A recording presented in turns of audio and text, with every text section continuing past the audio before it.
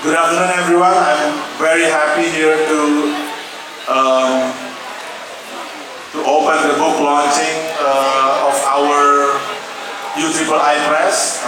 We have Southeast Asia Update book launched today. We have a set of speakers with us here right now. Let me invite all of our speakers to come to the stage. First, we have Professor Faris Nur from Faculty of Social Science. And then Professor Jayadi Hanan from Faculty of Social Science. And then we have our discussion, Dr. Randy Wadipalapa. Mas Randy. Come sit. And then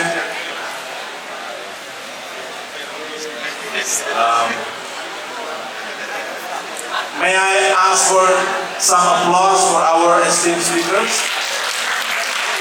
Some props here we have. Let me just lay out the agenda for the book launch. First, we will have Professor Faris Nur as the editor of the book, talk a little bit about how the book comes about, the authors, the themes, and everything. And then we will have also Professor Jayadi Hanan talk a little bit about his chapter about Indonesia. And then we will have our esteemed discussant, Dr. Wandi Palapa from our research national agency, BRIN, to comment on the book. And finally, we will have Q&A. I will invite questions from the audience, and then we will have interaction. Without further ado, I will let the time to Mas Faris. Mas Faris, the time is 10 to 15 minutes, but it's yours. You are at home. Applause, please. Mas Faris, Professor Faris Nur, Faculty of Social Science.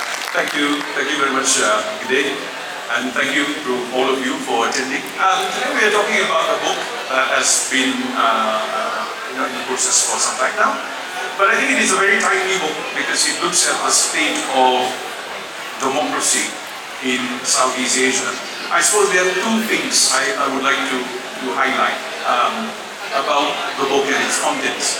The first is that the book, for those of you who are interested in Southeast Asian studies, area studies, the book contains a number of essays that look at the state of democracy in several countries in Southeast Asia. And what it does is it reminds us of the fact that Southeast Asia is not homogeneous. It has never been homogeneous. And I think this is an idea that is very important for us to bear in mind because we are looking at a region that seems geographically connected. And yet the countries of the region have developed according to their own respective trajectories in very diverse ways. So there is always this danger of talking about Southeast Asia as a thing, a region, as if all the countries of Southeast Asia are the same, and they are not. And what this book does is that it gives a very rich depiction of the state of nation-building, governance, states, and democracy in several parts of Southeast Asia, pointing to a very varied landscape, a very complex landscape that is constantly evolving. I think the other point that appears in the book is it compels us to question a particular understanding about development, because for a long time there has been this assumption that democratization is a linear process where you start with the building of a nation state, and the assumption always has been that with material and economic development, democracy necessarily follows. Southeast Asia and other parts of the South show that this is not always the case because there are residual elements in our history that linger on until today. The book looks at the state of Southeast Asia today, post-colonial Southeast Asia. But post-colonial Southeast Asia cannot divorce itself completely from its colonial past. And I think this is something that pops up in many of the essays that were written by the contributors, and one of the contributors is sitting beside me.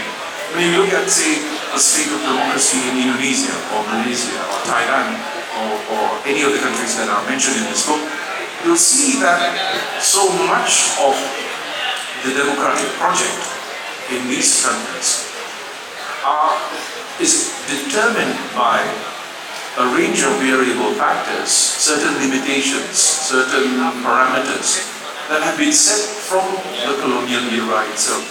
And I think this is something that many of us, scholars of Southeast Asia, need to remember. Those who are working on the politics of the post-colonial world need to remember that our nation states are largely founded on the foundations of former colonies. And colonies were never democracies. Colonies were never democracies.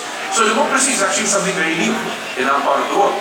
So suddenly, overnight, there is an expectation that we will miraculously transform into democracies. That's not going to happen. It cannot happen because there is no history of democracy in Southeast Asia. It only takes off from the 1940s and 50s, bit by bit.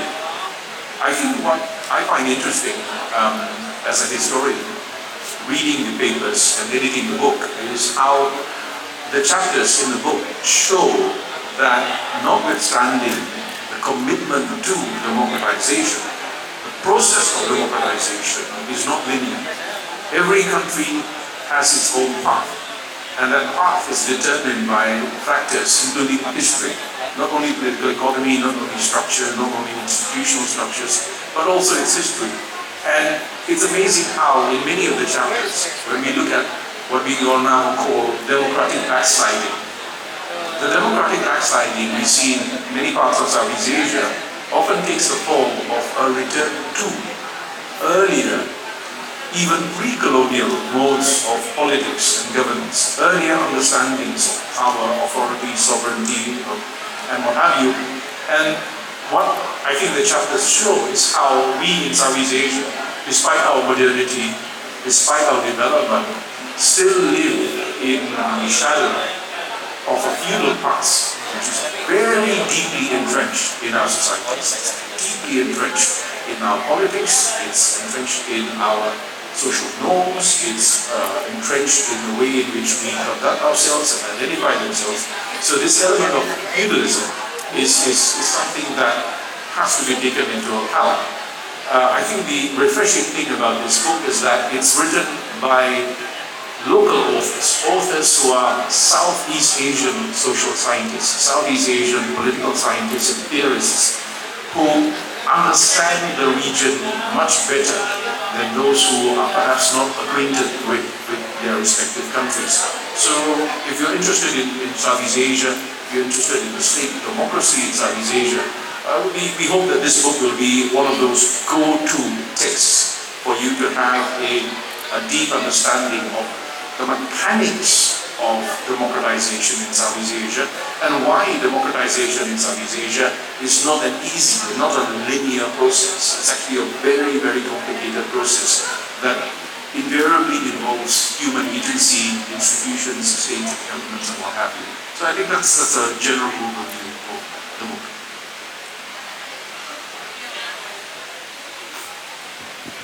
Thank you, Mas Haris, for the broad overview. I think the audience get the idea of what the book is all about. Now we can narrow into specific chapters on Indonesia that also the idea is good. Mas Jen, thank you, sir. Thank you. Good afternoon, everyone. I hope nobody is still hungry. Are you waiting for your food? We are giving you food actually, but it is not food for your stomach. For your brain, hopefully. And we have brain here, so I mean brain. He's going to do brainwash to you. Brainwash. Thank you, Pak Haris, for editing this book. I am part of the book project, which was originally part of the conference. It took some time to finish, yeah, right? My chapter, which is about the Indonesian presidential system and how it is connected to, as Pak Haris has mentioned, connected to democracy and democratization. Interestingly, that chapter is placed at the end of the book. I was thinking that it is placed at the end of the book because I submitted the chapter the last. So, but apparently you look at the introduction, very nice and concise introduction written by Prof. Paris. You will see some substance in there has been spilled a little bit by Prof. Paris. So do not think that what Prof. Paris has mentioned is covering the whole substance of this introduction. It's only a spill over a little bit. So you need to read the book if you want to capture the whole point of the argument from Professor Paris. My chapter is about Indonesia. I think everybody who are studying Southeast Asia will be agreeing with me that Indonesia is one of the most important countries, one of the most important countries in Southeast Asia. Not only because of the sheer number that we have, we have 17,000 islands, we have more than almost 300,000 million people. We have election that is comparable almost to none of any country in the world. For instance, our polling station, if you are familiar with that terminology, in 2024 the polling stations number in Indonesia is more than 800,000 polling stations, right?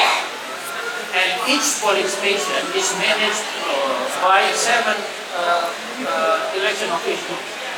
So you count the number, 800,000 times 7, you get the number of 5.6 million people only to manage the Indonesian polling station during the polling day.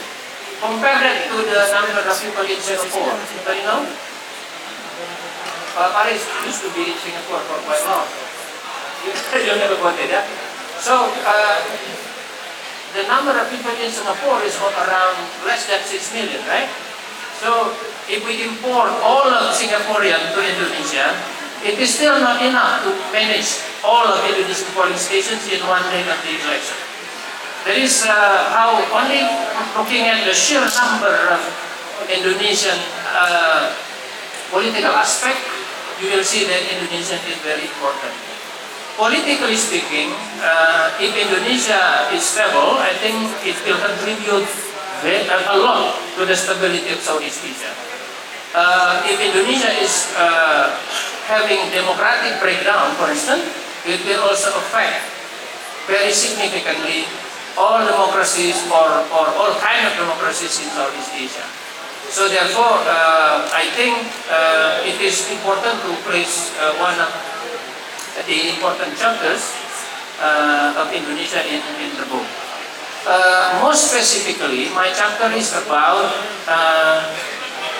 how Indonesian presidential system has been affecting Indonesian democracy and how it is then and how we can connect or correlate that to the election. In order for me not to cover all of the substance in the chapter and also in order to save the time, I will just talk a little bit about what is in my chapter. Everybody who studies politics knows that there are 3 kinds of governmental system, right? We have parliamentary system, we have presidential system, then we have mixed system, semi-presidential system or semi-parliamentary system.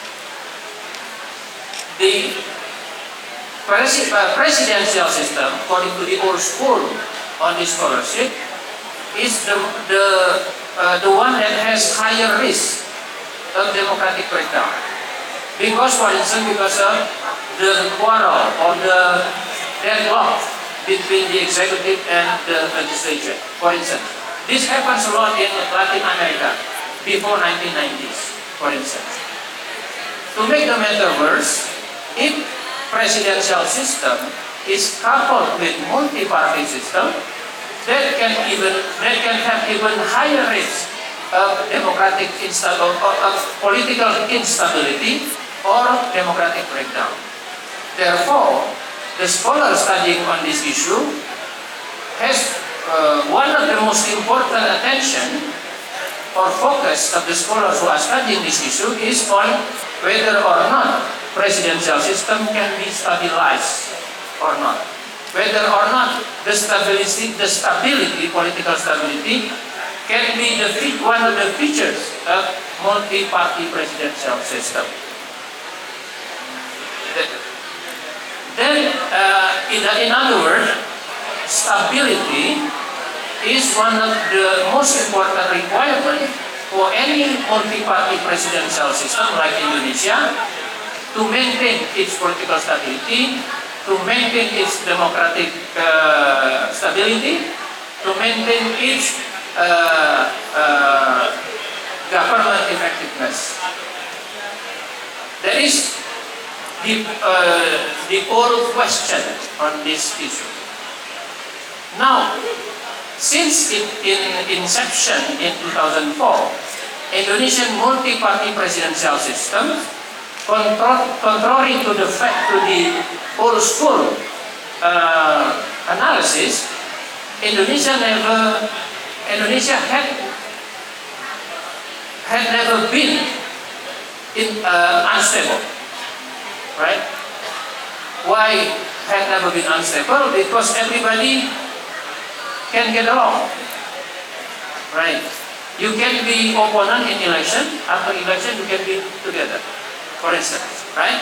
While in other countries, if you are opponent in the election, you will be having a different block in parliament or in government in general. In Indonesia, it is not. It never happened. Now, does it mean positive to Indonesian democracy? That is, I think, the important question we need to ask. Yes, Indonesian politics has been stable so far. Part of the reason because the political coalition has always been there, and it makes the politics stable.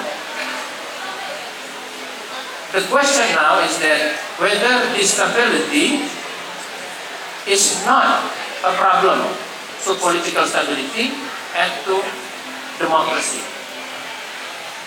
Contrary to this, on the other side of the question is that Pak Faris has mentioned, all over Southeast Asia, including Indonesia, instead of having better, more qualified, higher quality democracy, Indonesia, just like other countries, democracy is also having the so-called democratic decline, or democratic stagnation, or what have you.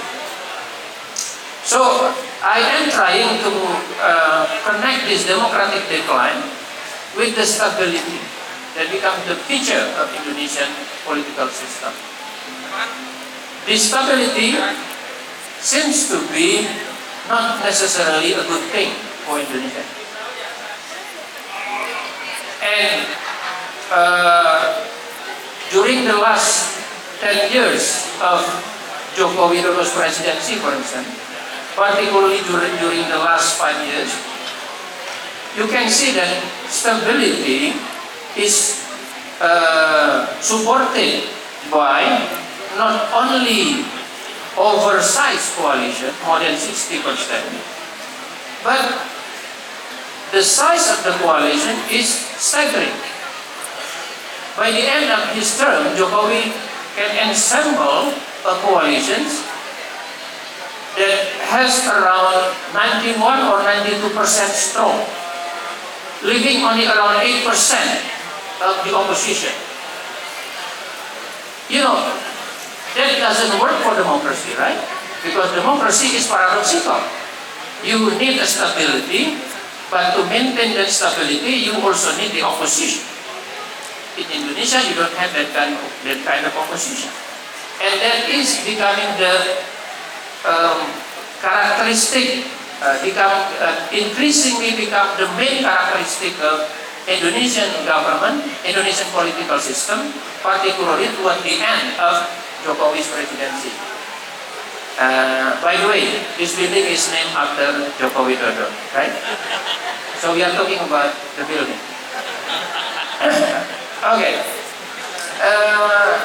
Now, even more than that, so we are having supersized coalition, almost no opposition, right?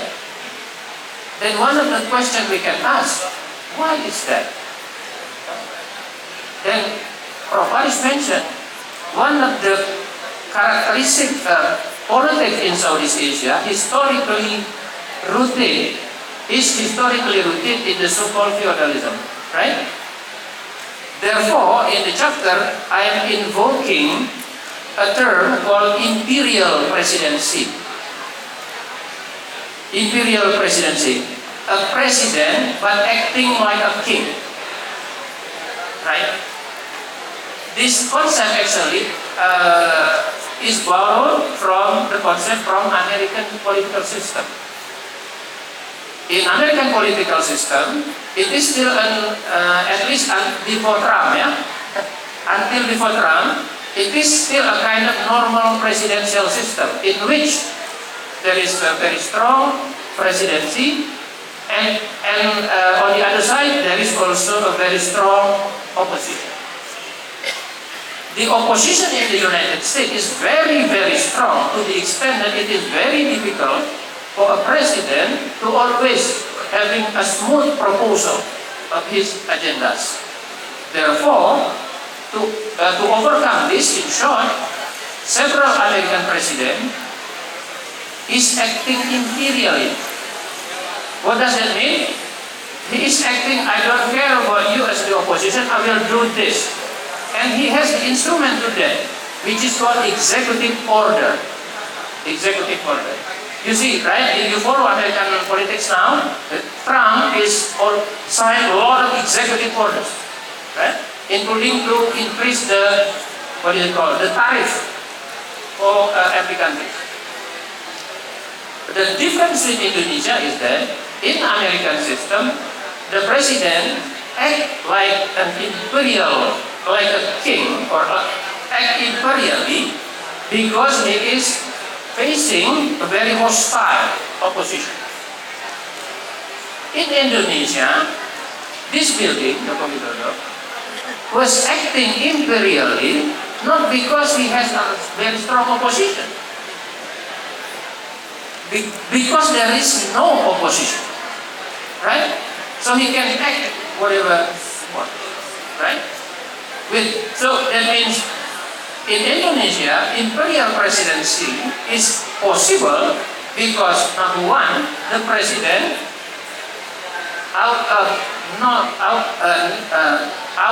unnecessary factor is acting imperially, and the other sides of the aisle, political parties, other political actors, they are all happy with being part of the imperium of the president.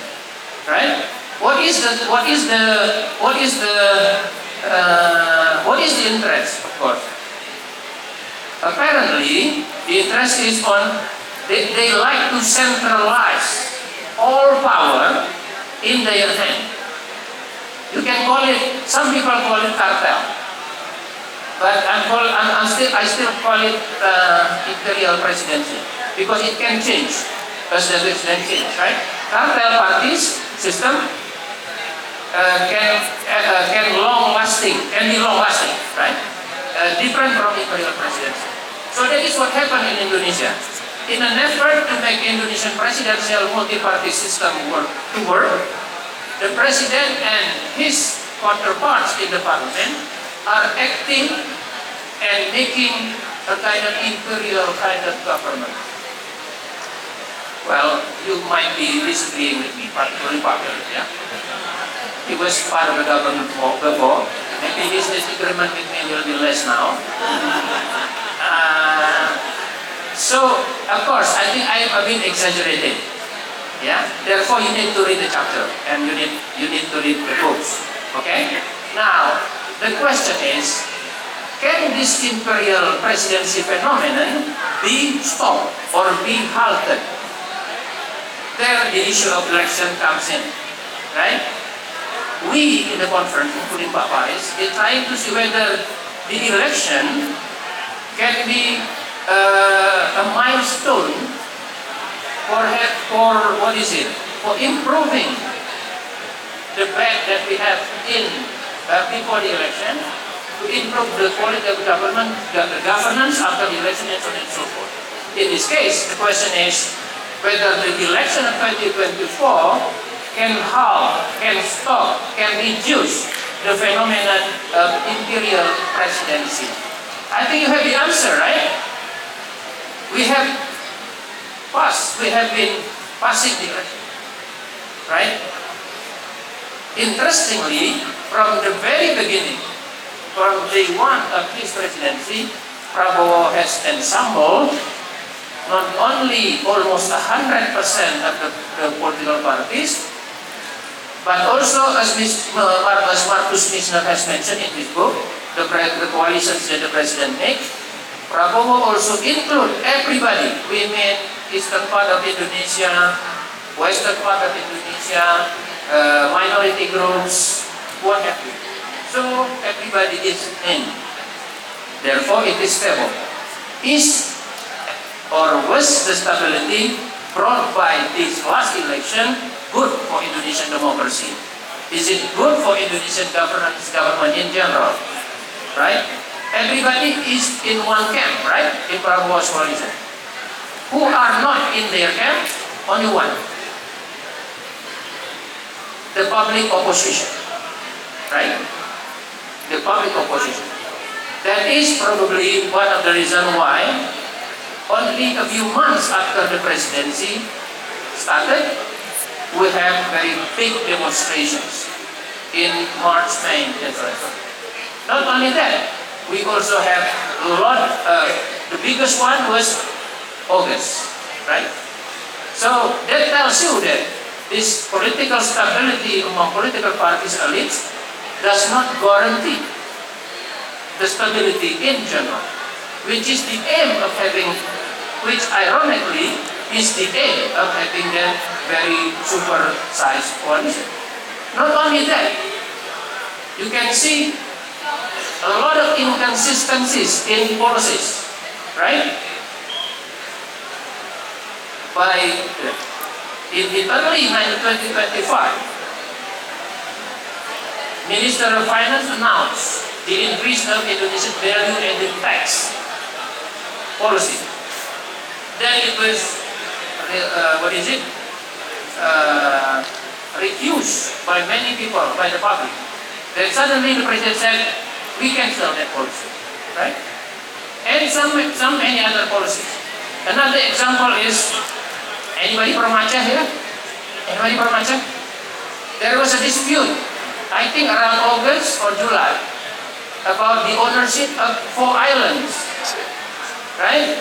The dispute between Aceh and North Sumatra. The Ministry of Home Affairs, who are the friend of our dean, Pak Philip, and also my friend, the Vice Minister Bima Arya, they announced that the ownership of the islands are for the North Sumatra. Then Acehnese protested. They came to the president. They said, the president, this is not right. And the president suddenly aware, what is happening? Then the president said, okay, that policy should be cancelled. Now the islands belong to Aceh. And so on and so forth, right? So there you go. You have very supersized coalition, seems to be guaranteed stability politically, but it does not guarantee the stability in general, and it does not also guarantee the good policies. Inconsistent policies is not good policy, right? Therefore, I think that chapter is inclining toward that all of issues and substance. So, to know more, please like and subscribe. That's different. To know more, please read the book. Thank you. Thank you, Prof. Jai. I think Prof. Jai's chapter is one of the highlights